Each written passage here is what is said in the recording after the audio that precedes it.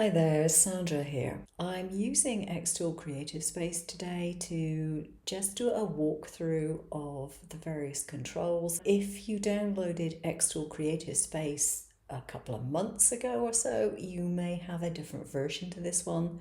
I think this one is 2.1.12. So this is a relatively recent one. So if you downloaded it a while ago, you may need to, or you may want to update it. If you're completely new to Xtool and you've just got your machine, then you can download this one straight away and you won't have any confusion where things have moved. But if you did have the older version, things have just shifted a little bit. New things have been added and things have moved. So you might open it up and think, oh heck, where's something gone? Now, first of all, we have our Xtool Creative Space, which you probably won't be able to see. It's above my recording area. But then you come down here and you've got the usual 3 dots. The X here, if you click for the main menu, you get a file menu. So new, open project, import image, close, save, save as, rename, export as SVG. So if you don't want to save it as, or if you don't want to save your file as an XCS, then you do a save as and you can export it as an SVG if that's what you want to do. Sometimes it can be useful if you're doing a mix of things which can be cut on a laser and mix of things which cannot be cut on a laser. You might want to save it as an SVG. Or indeed, if you're creating files for someone else who doesn't have a laser, that is also a possibility. So then we have edit, undo, copy, paste, cut, delete, and select all. You have a little user guide. If you click on the user guide, you'll get some basic help there. And then we have settings. So we have quite a few settings that you can leave basically as is. One you might want to make sure is checked is auto snapping, or indeed uncheck it. As with a lot of graphics software, you can auto snap to center things, to edges and that sort of stuff. So make sure you're aware of it and where it is, just so you can turn it on and off if you need to. File settings, you got import settings. So if you have an image which is too large for the canvas, it will ask you, do you want to resize it? Now I've got it set to ask because sometimes you don't want to resize things that way. Then below this, we have our importing of images, text tool, some very basic shapes. We have the vector line drawing tool. We have more shapes in here. So if you click it, you get a lot more. We have AI, which is Art Mind. And this is where you go if you want to pick up some art, for example, just generating AI images, that sort of stuff. I'm not going into that today. This is just a general where things are. And it's pretty self-explanatory if you go into it. And here we have another one which has got some new things in it. So you have a grid array. So if you have a shape, if you go to grid array, let's just put a basic shape in here. Let's do a circle. Okay, so sort of circle anyway. So if we go to grid array, you then get columns and rows and the spacing. So you fill it out as you wish and click on done, and it will put an array in for you. The circular array does it in a circular fashion. So again, very self-explanatory. No need to worry about it too much. We have the next one, which is really important, material test array. Now for this one, you need to decide what you want to do, whether you want to score something, engrave something, or cut something. But you do not set any material for this. You don't add any material setting to it at all. And then you choose your parameters, how many rows, how many columns, and your power settings from minimum to maximum, and your speed from minimum to maximum, depending what you want those to be. You click on done and it will give you an array. So for example, I've not altered any settings on there at all. So it's just given me an array.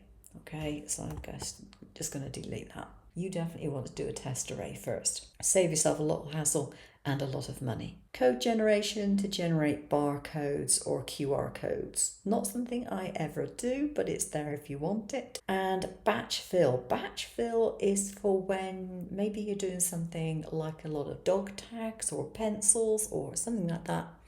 And they have the same thing that you want to engrave, and it enables you to do batch filling instead of one at a time. Again, not something I'm going to go into in detail. So up here again, we have the save. So you have a choice of where to save things. Cancel that. We have a back button and a forward button. And we have our canvases. So if you click on canvas, it'll show the canvas open. Up above here, you can add projects. Now this project is untitled, but you can, if you wish, rename it, okay, or close it, whichever. You can add another one, and again, you can close it or rename it. I'm just going to close that one off. So if you add another canvas, you do that by just clicking this plus button here. So you can change canvases, go back to the first one. And then we come over to the right hand side. So this is to obtain a background through mobile XCS app. This is what allows you to take a photograph of the bed of your machine with marks on it.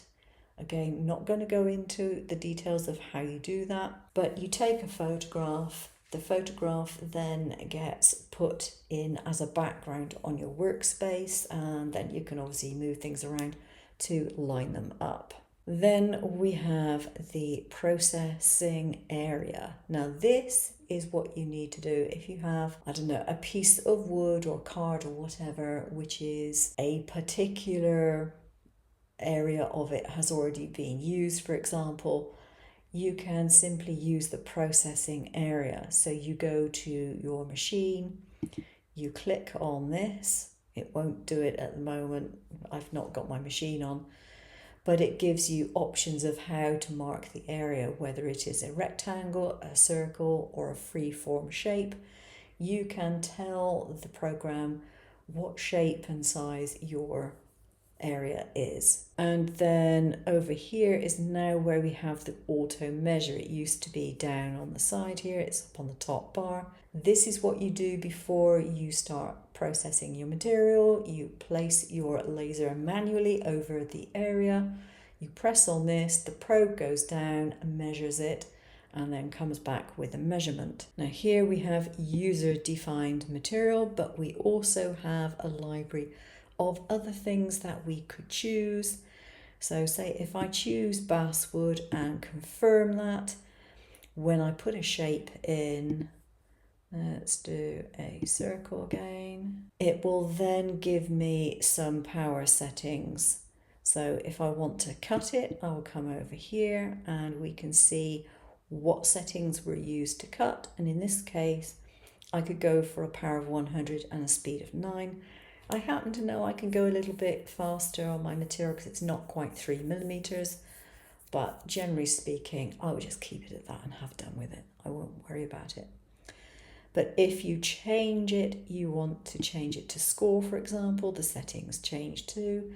And if I wanted to engrave it, I get the engrave settings, and you see a picture of what it's going to turn out like. So if you only want a light engraving, you might go up here, and if you want a really dark one, and you're not fussed about burn marks, you might go down there. So it'll give you some guidelines as to what you probably want to cut, score or engrave at.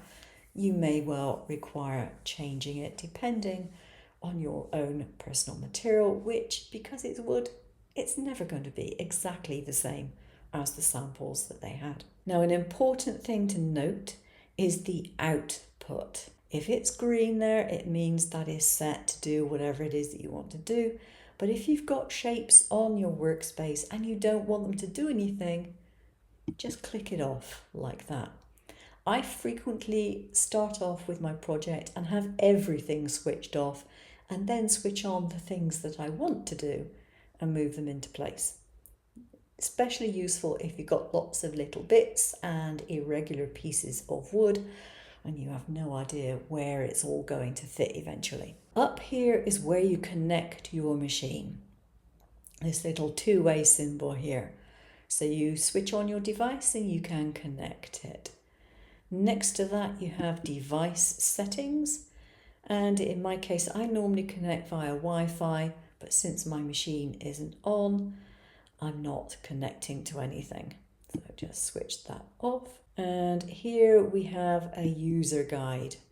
So you can go to the user guide and you can see all the various things which are useful, like troubleshooting, getting started, and maintenance. Please have a look at the maintenance section. You may not need to clean your machine very often if you're not using it every day for lots of wood, but it's still going to need cleaning, and it's a very good idea to know how to do that. So down here we have, let's see, reference, and we've got user defined. So under user defined, I have all sorts of things from foam and glass jars, and basically what you do is you set your cut, engrave or score setting, and then it will ask if you want to save it, and if you want to save it then you can give it a name, and yeah, it'll save it for you, and then you just click on that anytime that you want to do that material again. Down here we have our power, then we have our speed, and we have passes, so you can add more than one pass if you need to. Generally I don't have to do that. Framing is what you press if you want to check that something is going to fit within your particular material. Okay, so that will just mark out where the outlines of your design are going to go. So if you do happen to place something out of range, that's going to be something that shows up then. Then you have the go to process, and that gives you a preview of what you're actually doing. Pay attention to that, because if you've got areas that you don't want to process, you might see on it that, oh, whoops, I'm actually going to be processing that one, I didn't want to process it. So if we come back down to the left hand side again, we have our select here, so that's basically to pick up a selection tool. We have a hand. If I click on that, there you go, it moves it around, up and down, hither and thither, all over the place. Now the other one, which, well, there's two down here, but one which is particularly useful is this layer and object list. At the moment you can see I've only got a circle here, but if you add more things in, let's just add a few and move them around. There we go, we've got more things. If I go back to my layers, you can see that it tells you what it is. If you have an image within your area, it will tell you that it's an image as well. And that's important for other reasons. So at the moment, these are just placed on here and they're all going to engrave.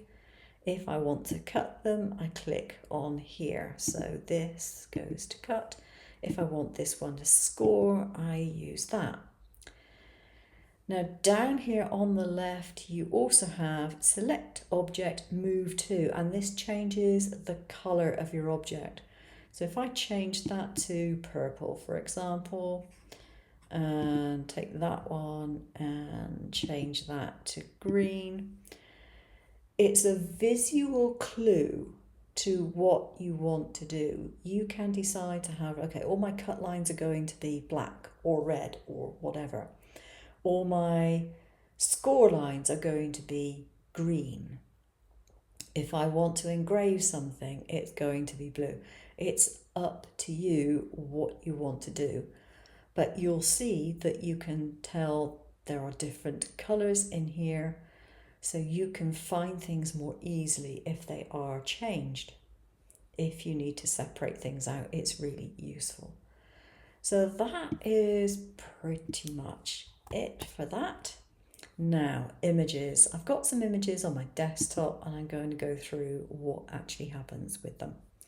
First one, untitled artwork, PNG. Let's open this. So this is a PNG which I designed, and it's on a transparent background. So from the object list, you can see there is only an image. There are no cut lines on this, just an image. Now, if I want to do anything with this in the way of cutting out all these various shapes, I would need to trace it. If I simply wanted to create an outline of this shape, then I can just go to outline, and it will put an offset on if you give it one, or it will just give you a straightforward outline if you don't. I don't want to add any inner outlines, and confirm that. So now when I come to this side, you can see I've got a vector, which is this blue line on the outside. If I switch this off, it disappears. Switch it back on, and you can see the blue line. But nothing in the way of lines is attributed to this image. If I go to the image, it's going to engrave it, and it may or may not engrave it as you wish, but you can adjust a raster image. A raster image is a PNG or a JPEG, something like that, that has a picture, it's pixels.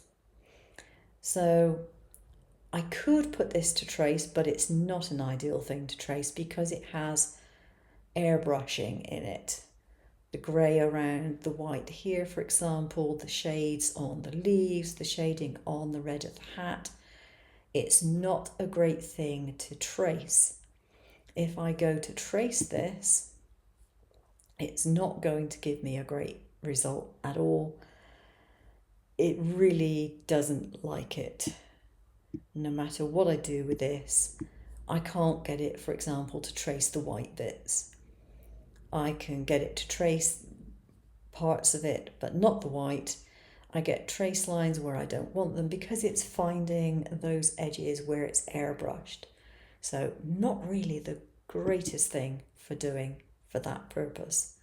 But if I just wanted the outer cut shape, then I've got it. So take that one away. Let's remove this as well. Let's go to my next sort of image. Okay, this one here is also a PNG, but this one has a background color on it. This one has got a background, a white background. It has some airbrushing on it still, and it's not going to be a great one to trace unless all I want to do is to do something like remove the background color. So let's see what happens with this one. Okay, don't want to make it an engraving. Do I want to edit it? Okay, magic wand, I should be able to take the white out. Yeah, I can take the background out. So if I take the background out and save that, I can now add an outline to it, and it will give me that outline again. But likewise, if I wanted to trace the individual components of this, this is not a suitable image. Let's get rid of mousy. Okay, let's go to another one. Okay, the final one I got is, again, a PNG. Here we are. Now this one does not have any airbrushing. It's solid colours.